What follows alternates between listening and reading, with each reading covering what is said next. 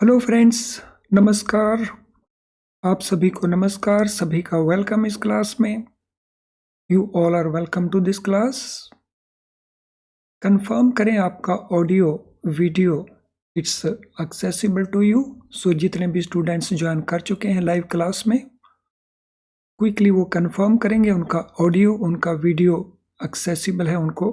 Please confirm audio video is okay, so that we can start the discussion. Yes, मैं wait कर रहा हूँ आपके कंफर्मेशन को।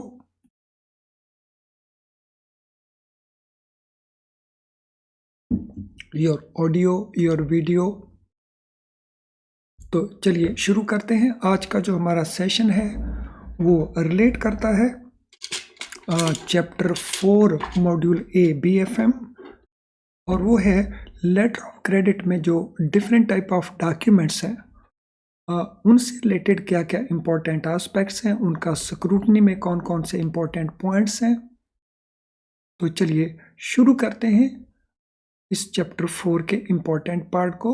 So documents under letter of credit, LCs के अंदर जो डॉक्यूमेंट्स आते हैं, सो ब्रॉडली पहले नोट कर लेते हैं कौन कौन से वो डॉक्यूमेंट्स हैं जो LC में नॉर्मली आते हैं।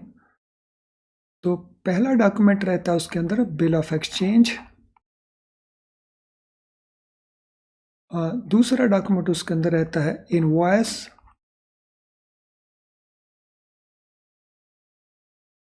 देन तीसरा डॉक्यूमेंट उसके अंदर रहता है इंश्योरेंस।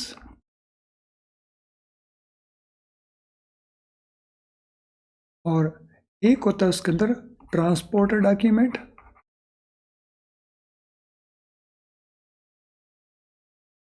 और there could be certificate of origin और other documents.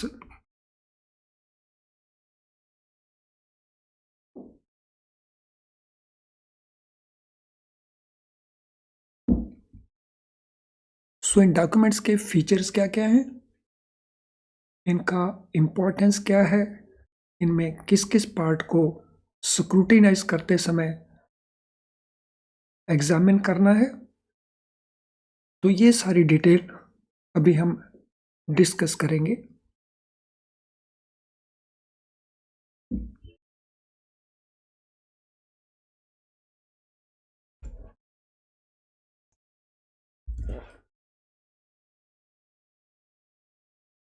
Presentation of documents under letter of credit and scrutiny. So documents are basic requirement of any trade and they evidence carrying and completing of any trade transactions, whether transaction is local or international. Letter of credit के अंदर जो documents का presentation है और scrutiny है, उसमें सबसे पहले इस बात को अंडरस्टैंड करना है कि डॉक्यूमेंट्स जो हैं they are basic requirement of any trade transaction. So किसी भी ट्रेड ट्रांजैक्शन के लिए वो एक बेसिक रिक्वायरमेंट है। They evidence the carrying and completion of any trade transaction whether the transaction is local और इट इज इंटरनेशनल। ये document किस चीज़ का प्रूफ है, ये किस चीज़ को एविडेंस करते हैं। सो ये एविडेंस देते हैं कि जो ट्रेड ट्रांजैक्शन है उसको कंडक्ट किया गया और उसको कंप्लीट किया गया। और वो trade transaction, it could be local trade transaction means within the country, और it could be international transaction means between two countries. Documents have an important place in international trade. डॉक्यूमेंट्स का role हालांकि local trade में तो है ही उतना, लेकिन इंटरनेशनल ट्रेड में it becomes more important. International trade में ये ज़्यादा इम्पॉर्टेंट क्यों बन जाता है? Since interest of buyers, sellers, buyers countries requirement and sellers countries requirement need to be fulfilled. जो लोकल ट्रांजैक्शंस हैं उनमें केवल कंट्री के लॉ को और बायर की रिक्वायरमेंट को और सेलर की रिक्वायरमेंट को ही कंप्लायंस करना है। लेकिन जब वो इंटरनेशनल ट्रेड है तो उस केस में जो बायर है, सेलर है, बायर के कंट्री के जो लॉज हैं और सेलर के कंट्री के जो लॉज हैं, उन सभी का कंप्लायंस मैंडेटरी बन जाता है। इसलिए डॉक्यूमेंटेशन का रोल और इम्पॉर्टेंट हो जाता है इन case of trade between two countries, जिसको हम कहते हैं international trade. Scrutiny of documents presented under LC is a crucial and sensitive issue. तो यहाँ पे एक बात को हमें और अंडरस्टैंड करना होगा। लेटर ऑफ क्रेडिट, इसकी पेमेंट अगर बेनिफिशियरी को लेना है तो document must be as per terms of letter of credit, otherwise the beneficiary will not be able to take payment. यानी हम ये भी कह सकते हैं लेटर ऑफ क्रेडिट इशू करने वाला बैंक या लेटर ऑफ क्रेडिट इशू करवाने वाला बायर डॉक्यूमेंट्स का पेमेंट तभी करेगा, एलसी का पेमेंट तभी करेगा अगर उसको वो डॉक्यूमेंट मिलेंगे जो डॉक्यूमेंट एलसी में स्टेटेड होंगे। इसीलिए जो डॉक्यूमेंट एलसी में प्रेजेंट किए जाएंगे उनका एग्जामिनेशन, उनकी स्क्रूटनी एक क्रूशियल और सेंसिटिव इशू है। डिसीजन ऑफ पेमेंट और acceptance of liability for payment by issuing bank और confirming bank solely depends upon presentation of document LC according to terms and conditions of the letter of credit.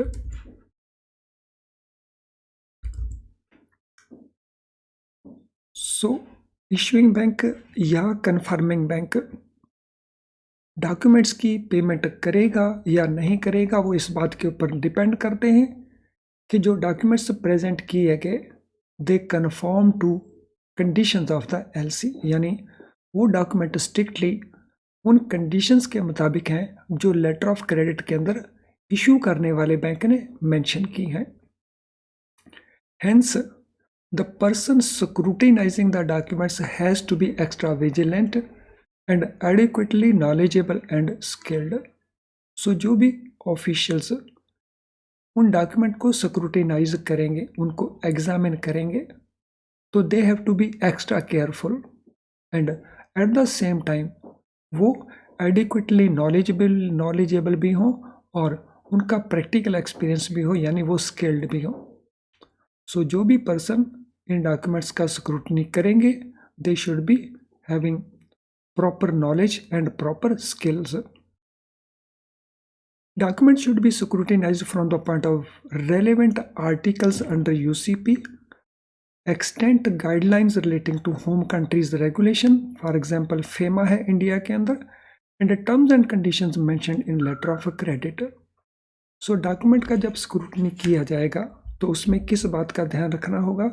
UCP का, Uniform Customs and Practices for Documentary Credit, international chamber of commerce ICC, उनका ये rules हैं letter of credit के transactions को regulate करने से related.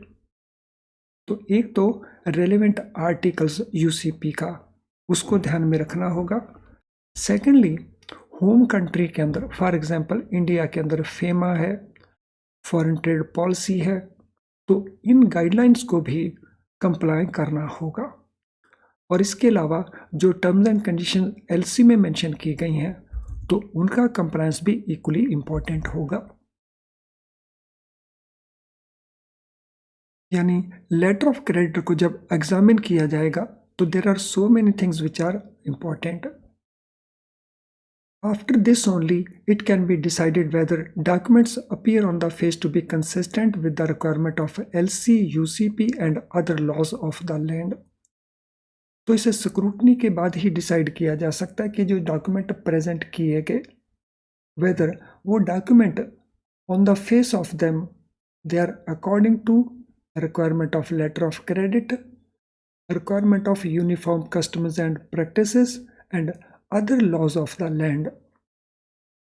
The person scrutinized document should be well conversant with exchange control guidelines, and articles governing UCP besides having knowledge of trade and trade regulation prevailing in the country.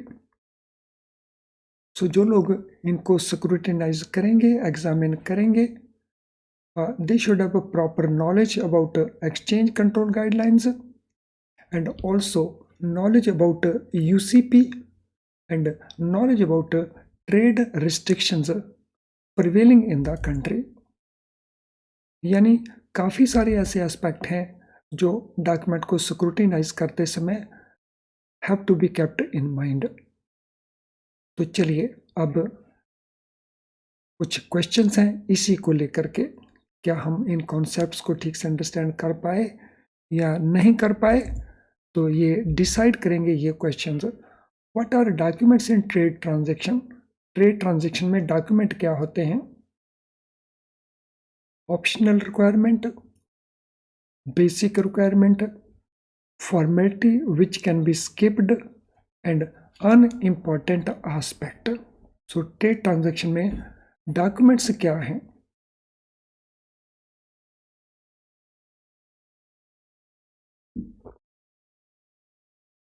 So documents हैं basic requirement.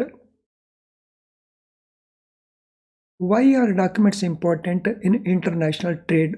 International trade के अंदर documents का महत्व और क्यों ज़्यादा होता है? To fulfill interest of buyers and sellers only, to fulfill interest of buyers country only, to fulfill requirement of seller's country only, to fulfill interest of buyer, seller, buyer's country and seller's country. Question number 2. So देखिए क्या answer बनता है for question number 2. What is the answer for question number 2? तो यहाँ पे answer जो बनेगा that is D. ये सारी की सारी रिक्वायरमेंट फुल करनी होगी. सो बायर से रिलेटेड रिक्वायरमेंट्स, सेलर से रिलेटेड रिक्वायरमेंट, बायर के कंट्री के रूल्स रेगुलेशंस और सेलर के कंट्री के rules regulations. What is the significant of scrutiny of documents present under LC. तो जो स्क्रूटनी किया जाएगा, एग्जामिनेशन किया जाएगा, उसका सिग्निफिकेंस क्या है?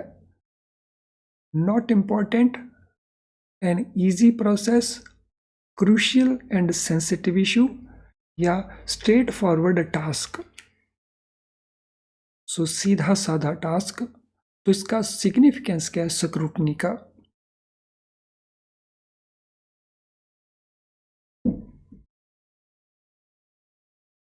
So it is a crucial and sensitive issue. ये क्रूशियल है और सेंसिटिव भी है बिकॉज एलसी के डॉक्यूमेंट्स के अगेंस्ट पेमेंट तभी दिया जाएगा अगर सभी एस्पेक्ट्स को कंप्लाई विद किया गया. What is the deciding factor for payment or acceptance of liability under letter of credit? So deciding factor क्या है? लेटर ऑफ क्रेडिट के अंदर पेमेंट किया जाएगा या लाइबिलिटी को एक्सेप्ट किया जाएगा? The issuing bank or confirming bank, the seller, the buyer, the person scrutinizing the documents. तो deciding factor for payment and acceptance of liability, इसमें क्या इंपॉर्टेंट फैक्टर रहेगा? Question number 4. What shall be the answer? So question number 4 का answer रहेगा issuing bank और confirming bank. So they will be the deciding factor for payment और acceptance of liability. What should be taken into account while scrutinizing the documents present under LC? So document जब LC में present किए जाएंगे तो what will be taken into account? The terms and condition mentioned in LC only relevant articles in UCP, only extant guidelines relating to home countries regulations, या इन सभी को account for करना होगा? Question number 5. सो देखिए कौन सा आंसर बनता है क्वेश्चन नंबर 5 के लिए.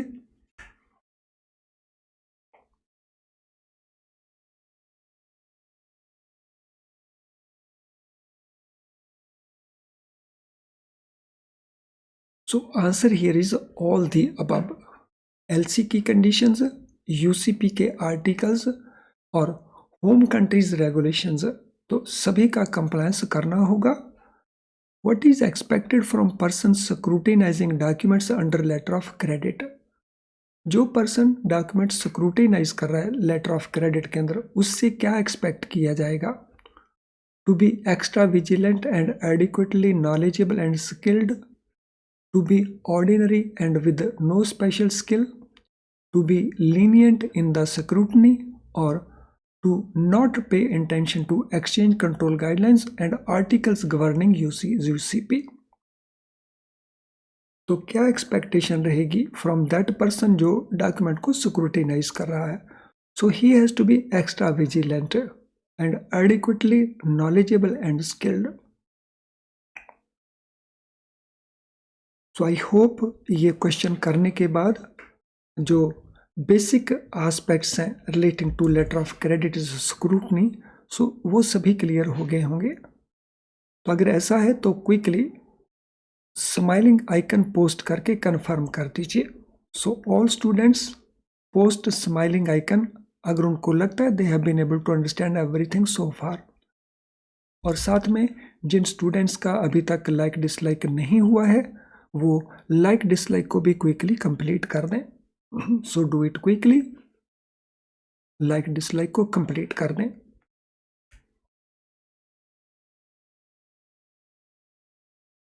और यहाँ पे मैं आपके साथ ये शेयर भी करना चाहूँगा कि CIB में कोई सा भी टॉपिक हो उसमें केस स्टडी पार्ट को साथ साथ कंप्लीट करना, that is very very important. So आज के इस सेशन से रिलेटेड भी हम केस स्टडीज़ बना सकते हैं, प्रोवाइडेड जो कॉन्सेप्ट्स हैं वो हमें अच्छे से क्लियर हों. तो पहले आपको कॉन्सेप्ट को अंडरस्टैंड करना है और फिर आपको केस स्टडीज़ के थ्रू उसमें क्लैरिटी लानी है अंडरस्टैंडिंग में. तो जब ऐसा होगा तो फिर एग्ज़ाम के अंदर आपको कन्फ्यूजन नहीं होंगे, टोटल क्लैरिटी होगी और आप स्कोरिंग ऑटोमेटिकली बेटर कर पाएंगे. और ये सारी फैसिलिटीज़ आपको मिल जाएंगी हमारे ऐप के अंदर. तो उसका बेनिफिट लीजिए और बेटर स्कोरिंग के लिए एफर्ट करिए. तो चलिए लेटर ऑफ क्रेडिट में अब हम इंडिविजुअल डॉक्यूमेंट्स को डिस्कस करेंगे. सो सबसे पहले हम बात करेंगे बिल ऑफ एक्सचेंज का.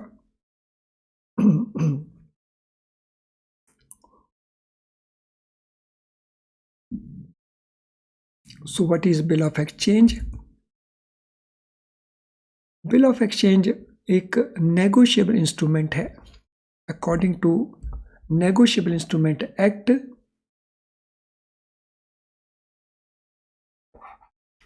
बिल ऑफ एक्सचेंज एक नेगोशिएबल इंस्ट्रूमेंट है.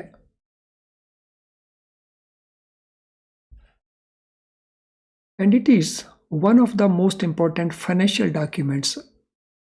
ये जितने भी फाइनेंशियल डॉक्यूमेंट्स हैं उनमें one of the most important documents है. बिल ऑफ एक्सचेंज को लिखता कौन है, ड्रॉ कौन करता है? सो बिल ऑफ एक्सचेंज को जो सेलर है गुड्स और सर्विसेज का, वो इसको ड्रॉ करता है, जो बेसिकली लेटर ऑफ क्रेडिट का बेनिफिशियरी है. सो जो सेलर है वो लेटर ऑफ क्रेडिट का बेनिफिशियरी है और वही बिल ऑफ एक्सचेंज को इशू करता है. और ये इशू किया जाता है एप्लीकेंट और लेटर ऑफ क्रेडिट इशू करने वाले बैंक के ऊपर. So this is addressed to the applicant of the LC, जिसकी रिक्वेस्ट के ऊपर LC इशू किया गया, and the issuing bank.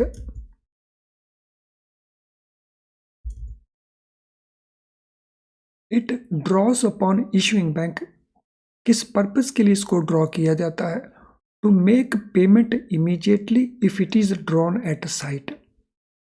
So bill of exchange दो तरह के रहते हैं. एक होते हैं एट साइट जिसको हम कहते हैं ऑन डिमांड या डिमांड बिल ऑफ एक्सचेंज। और दूसरे होते हैं which are payable after some period, जिनको हम कहते हैं usance bill.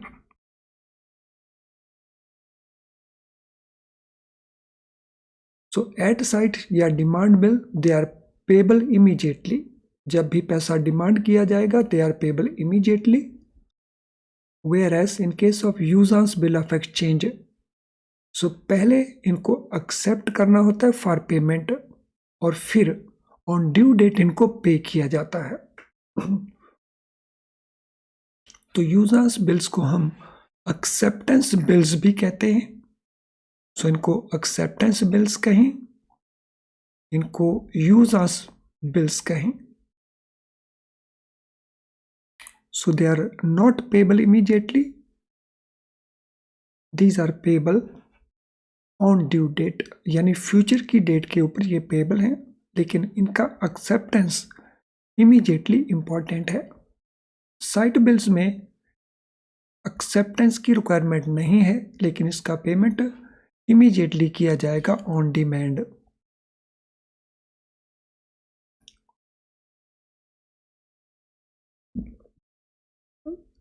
So I hope bill of exchange से रिलेटेड ये पार्ट हमने ठीक से अंडरस्टैंड कर लिया होगा। बिल ऑफ एक्सचेंज को किस किस रिक्वायरमेंट को सेटिस्फाई करना होता है। So what requirements need to be satisfied.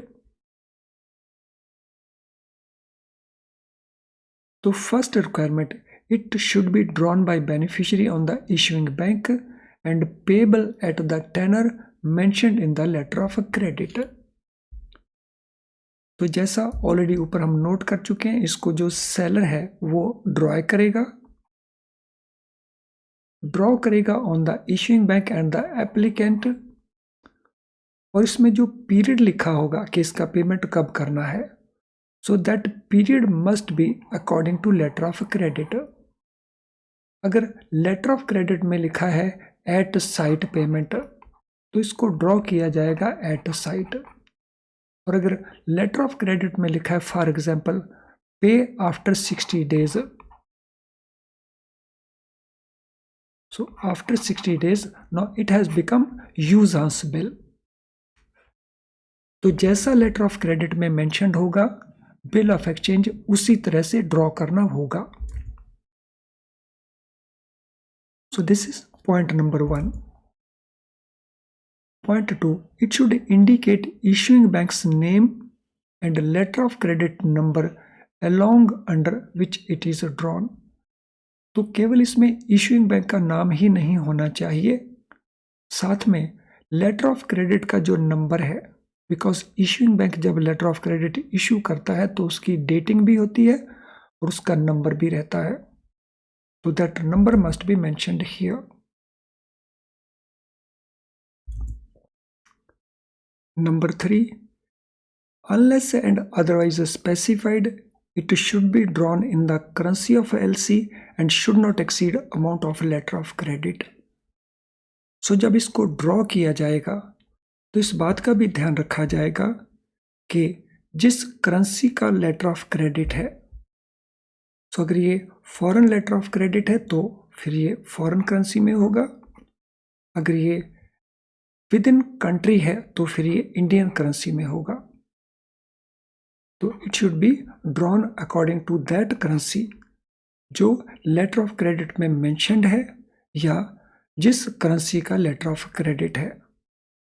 Eight the same time इसका जो अमाउंट है, it should not be more than amount mentioned in the letter of credit. तो यहाँ पे इन दोनों बातों का भी ध्यान साथ में रखना होगा। Any correction which is done in letter of credit or these documents, this must be authenticated properly by the drawer। so bill of exchange के अंदर अगर कोई कटिंग हुई है, अगर कोई करेक्शन करना है, तो इसका जो ऑथेंटिकेशन है बाय द ड्रॉयर यानी bye the seller, so that is also important. तो अभी तक क्या क्या इंपॉर्टेंट पॉइंट्स हुए? पहले इसको बेनिफिशियरी इशू करेगा, इशूइंग बैंक और एप्लीकेंट के ऊपर, और इसमें पीरियड मेंशन किया जाएगा जो लेटर ऑफ क्रेडिट में लिखा है। सेकेंडली, इशूइंग बैंक का नाम और लेटर ऑफ क्रेडिट का number that also needs to be mentioned. तीसरा पॉइंट, जो करेंसी होगी वो लेटर ऑफ क्रेडिट में जो मेंशन्ड करेंसी है तो उस करेंसी में इशू किया जाएगा, और अगर कुछ भी मेंशन नहीं है तो एलसी जिस करेंसी में है उसी करेंसी में इसको इशू करना होगा। And amount will not be more than amount of letter of credit. और अगर कोई कटिंग्स हैं, करेक्शंस हैं, तो उनका authentication by the seller by the drawer is equally important. Now second document है इनवॉइस। सो इनवॉइस क्या रहता है? इनवॉइस जिसको हम आम भाषा में बिल बोल देते हैं। So whenever we are purchasing something, let us say when we purchase TV, when we purchase car, तो एक बिल इशू किया जाता है बाय द सेलर जो ओनरशिप ट्रांसफर करता है हमारी फेवर के, तो उसको हम कहते हैं इनवॉइस। तो इनवॉइस को इशू करते हुए या उसकी स्क्रूटनी करते हुए क्या क्या इंपॉर्टेंट पॉइंट्स हैं उनको देखते हैं।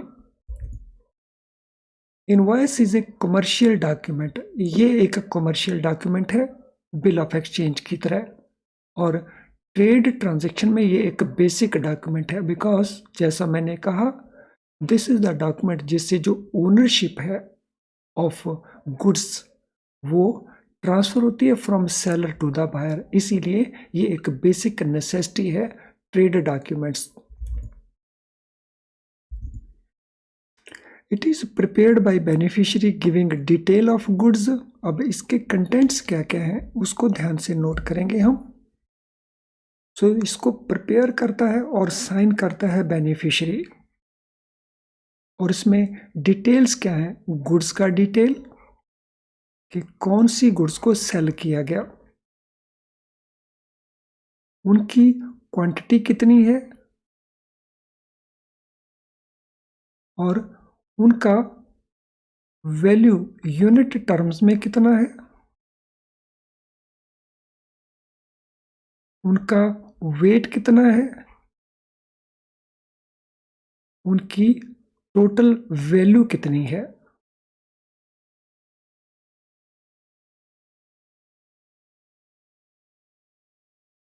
तो जब हम कहते हैं वैल्यू इन यूनिट टर्म्स, तो it means what is the price per unit.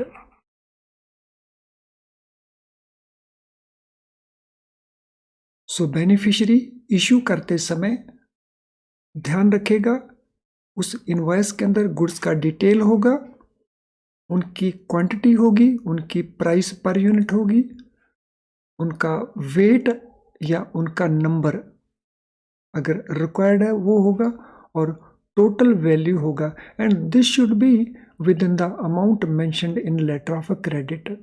Letter of credit में अगर गुड्स का डिटेल रिक्वायर्ड है तो वो भी देना होगा, क्वांटिटी का डिटेल है तो वो भी, तो प्राइस का डिटेल, वेट का detail, and all that should be strictly according to letter of credit.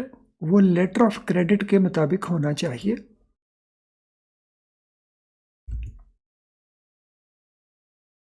Then while preparing और एग्जामिनिंग द इनवॉइस, तो कौन कौन से पॉइंट्स को माइंड में रखना होगा? So following points need to be kept in mind while preparing और एग्जामिनिंग द इनवॉइस। फ्रेंड्स, क्योंकि इसमें कई सारे इंपॉर्टेंट पॉइंट्स होंगे, so it would be better कि इस सेशन में उसको डिस्कस ना करके हम उसको नेक्स्ट सेशन के अंदर डिस्कस करें विद प्रॉपर डिटेल्स। तो चलिए आज के इस सेशन को हम यहीं पे वाइंड अप करेंगे और इस डिस्कशन को हम नेक्स्ट लेसन में कंटिन्यू करेंगे। आज के सेशन से रिलेटेड अगर आपका कोई क्वेश्चन है तो कमेंट बॉक्स में आप अपने क्वेश्चन को टाइप कर सकते हो। So comment box it is always available, live class के स्टूडेंट्स को भी और रिकॉर्डेड क्लास के स्टूडेंट्स को भी।